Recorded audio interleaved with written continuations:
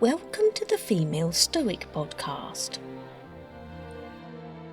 My name is Stephanie Poppins, and I am an advocate for literary empowerment.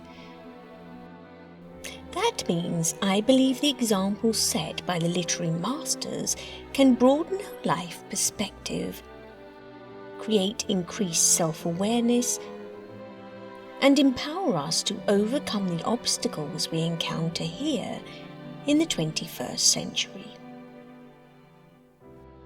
By listening and referring what we hear to Stoic philosophy, we can foster a strong sense of self and navigate the world more effectively. This podcast takes the form of both discussions and meditations. And if you like what you hear, you might consider looking me up on my socials, where I post empowering videos every day. Or you may like my classic audiobooks and original stories available on my website, newworldbooks.uk. Happy listening.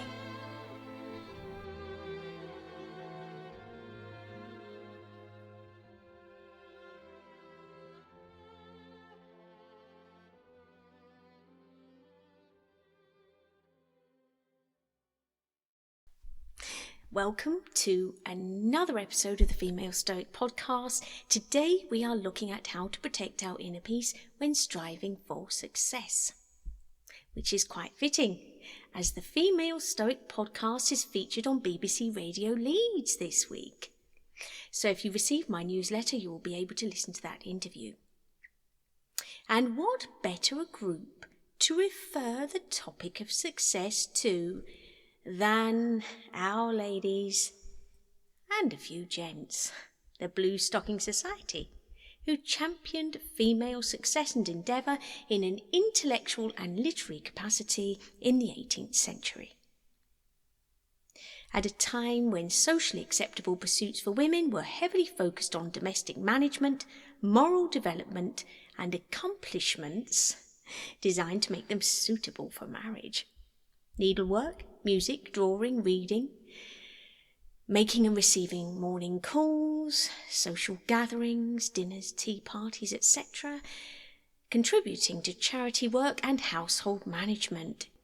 These societal expectations are beautifully depicted, albeit satirically, in the work of Jane Austen.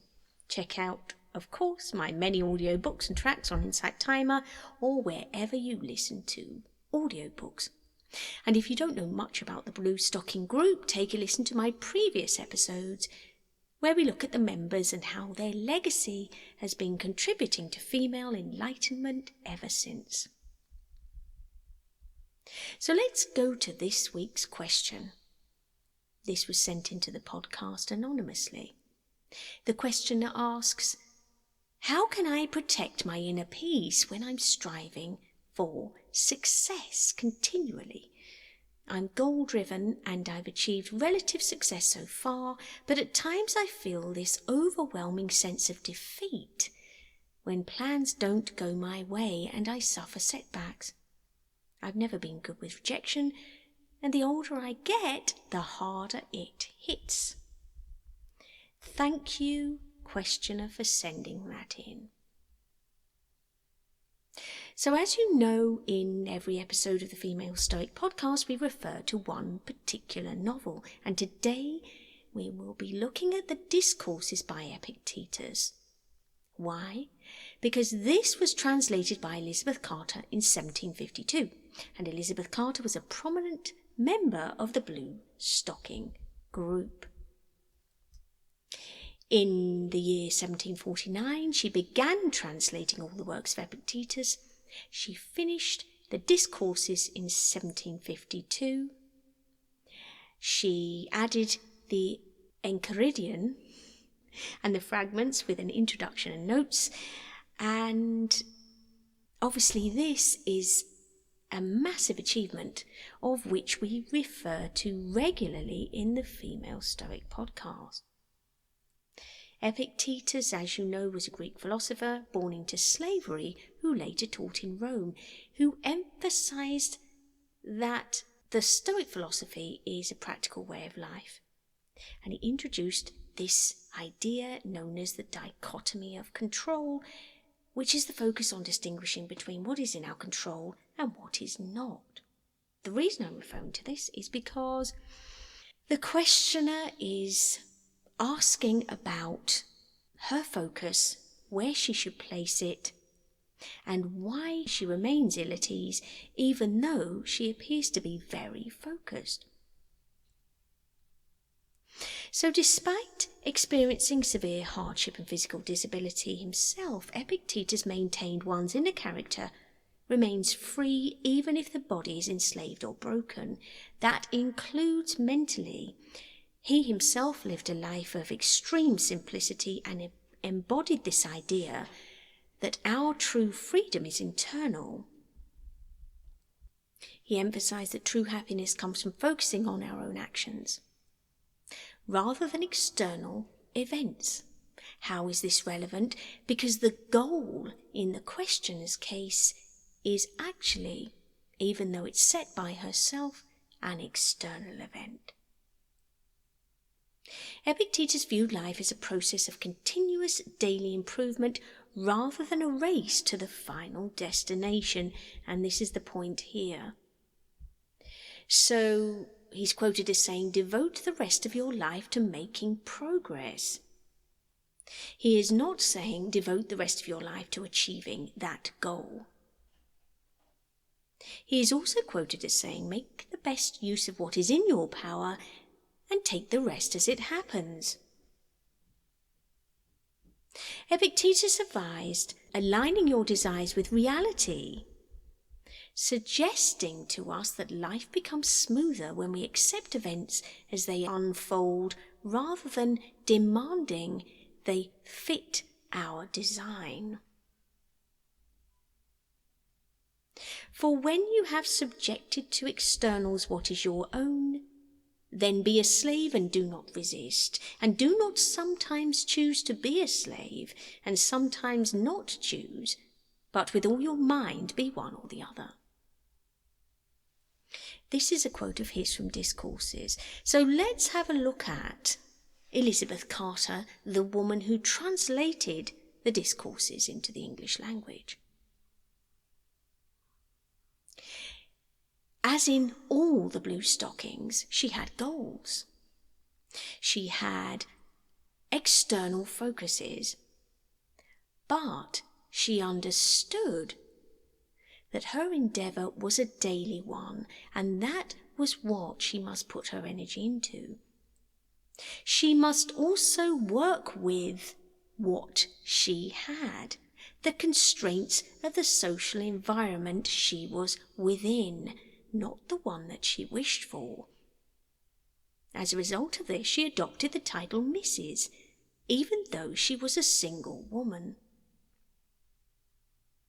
Elizabeth Vesey, another Bluestocking, married twice, even though it was considered an amicable but not passionate match. It was based on mutual respect rather than love. And when her husband died, she maintained the extensive fortune and estates herself until her death. She became a prominent, wealthy socialite and literary patron. She used her status in order to fund her daily endeavours. So the Bluestockings, a term for pioneering, highly educated women, 18th century intellectual salons they built, they created, and so funded the first female university students in the 19th century. This was a radical approach. It rejected gender limitations in favour of intellectual rigour, education and collective action.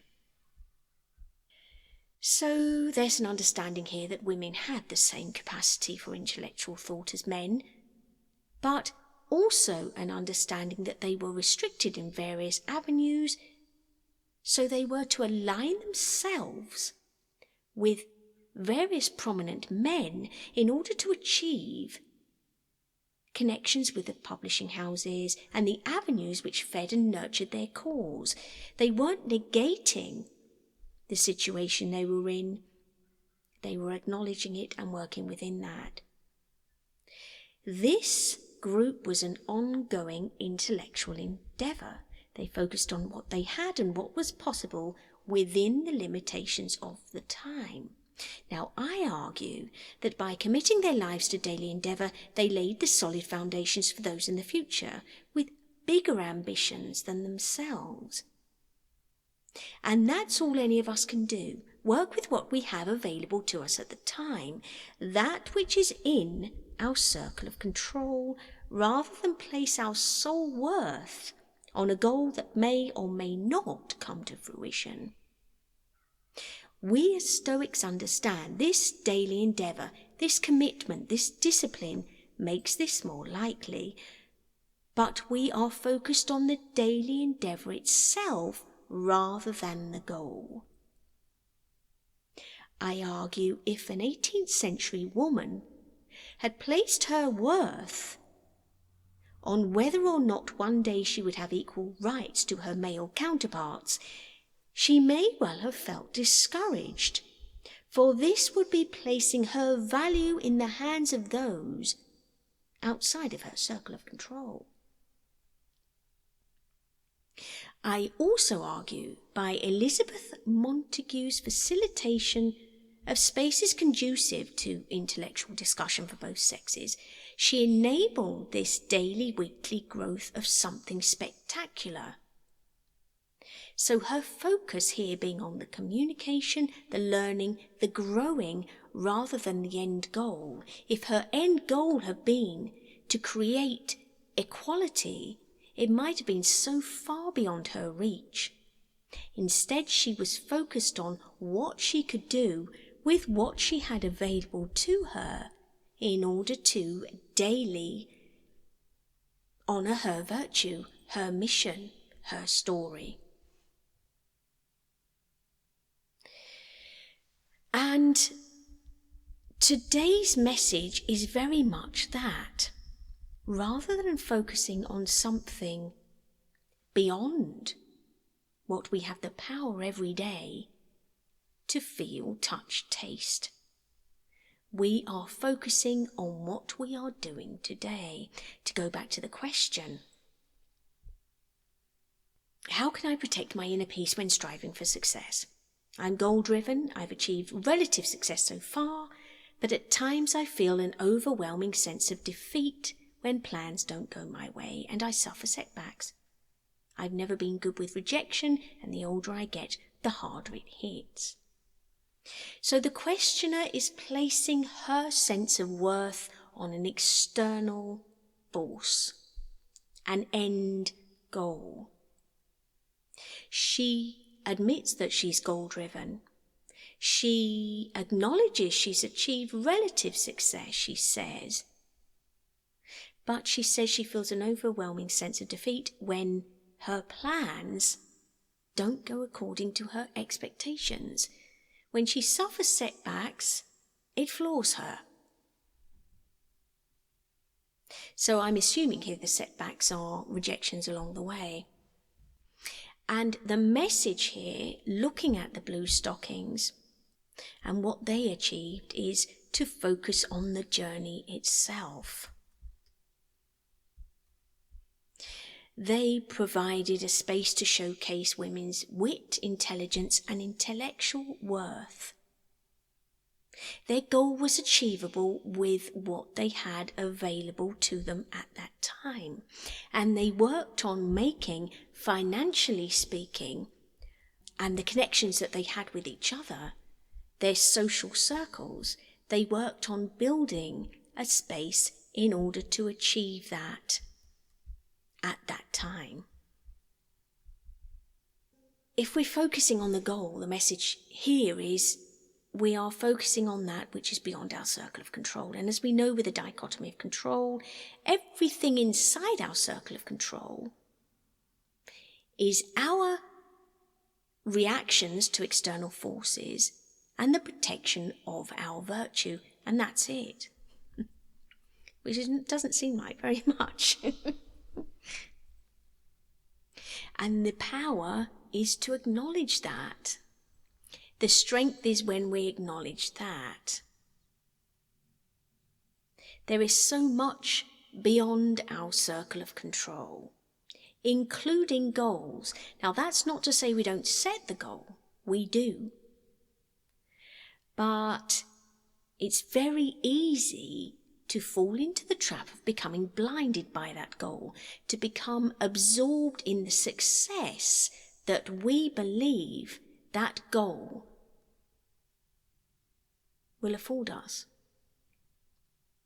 To be absorbed in the happiness we believe we will achieve when realizing that goal. And of course, it's all about the journey, right? If I just achieve that goal, the questioner is saying, then my life is a success. And what I'm saying is, well, consider this. When you achieve that goal and you wake up the next day, there'll be another goal, and another, and another.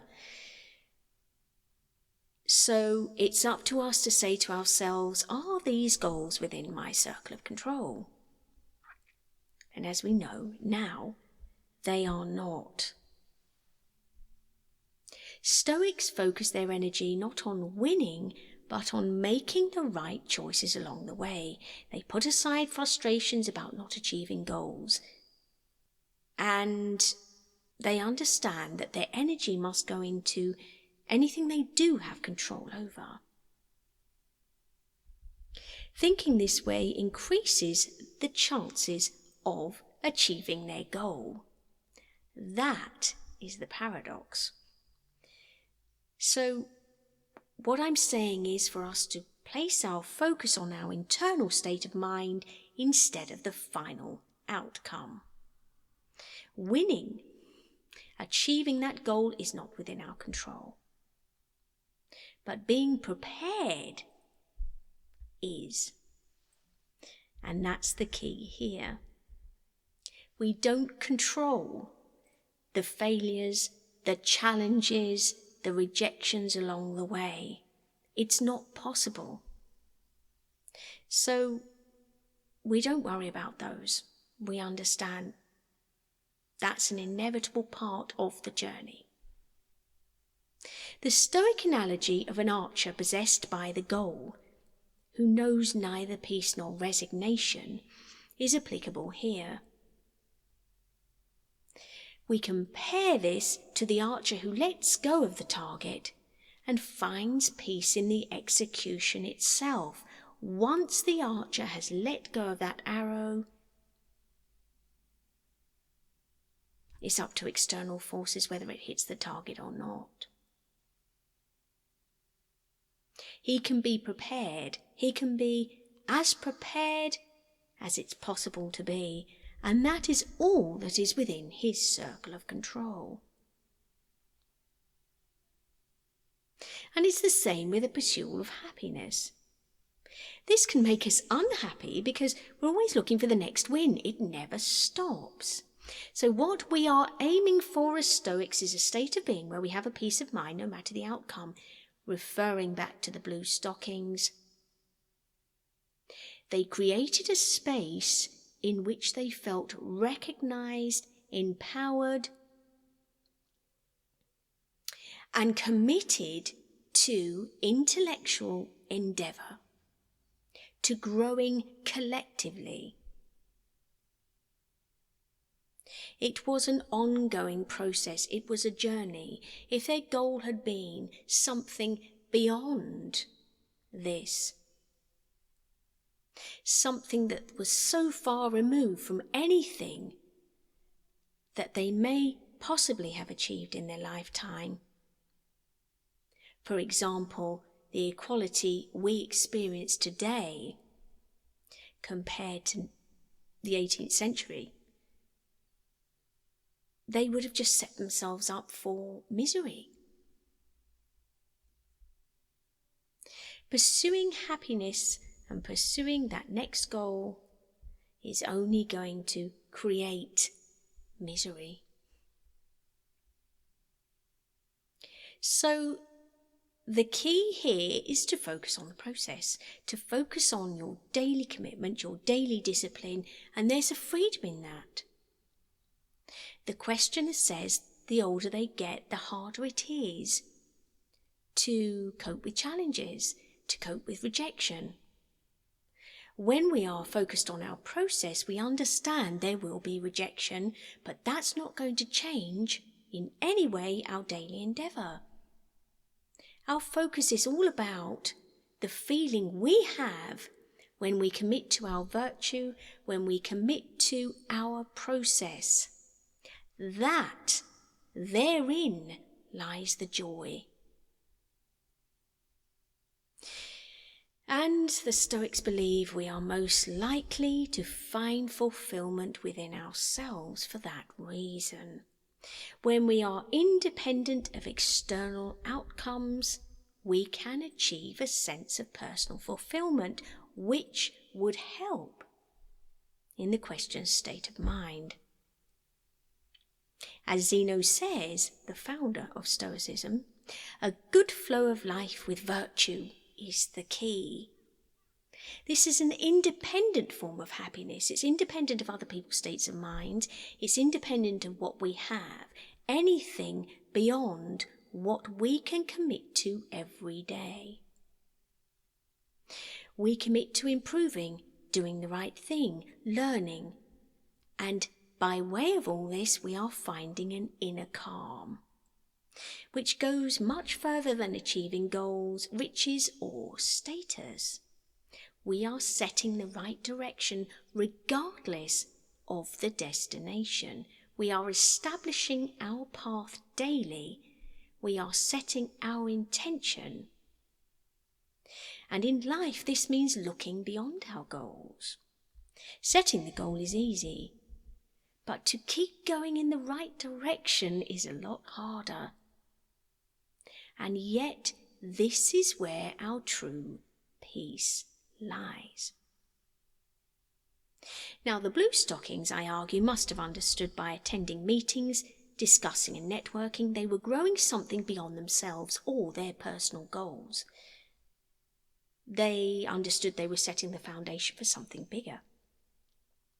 And yet they were happy to be creating something they could exist comfortably in at that time, whilst maintaining their virtue and aligning with their true purpose. And as a product of this, the English-speaking world had access to the works of Epictetus, as well as many significant women's literary works by Sarah Scott, Elizabeth Carter, Hannah More, Hester Chapone, Elizabeth Montagu, Catherine Macaulay, Fanny Burney, Hester Piozzi, Catherine Talbot, to name but some. Before, there was practically nothing. So that in itself is a major achievement. It may have been argued, a much bigger goal at play, but this combination of continued efforts made for a much stronger foundation, and that's my point. Epictetus used the metaphor of a banquet to explain accepting what is offered in life without desiring more or feeling the loss of it.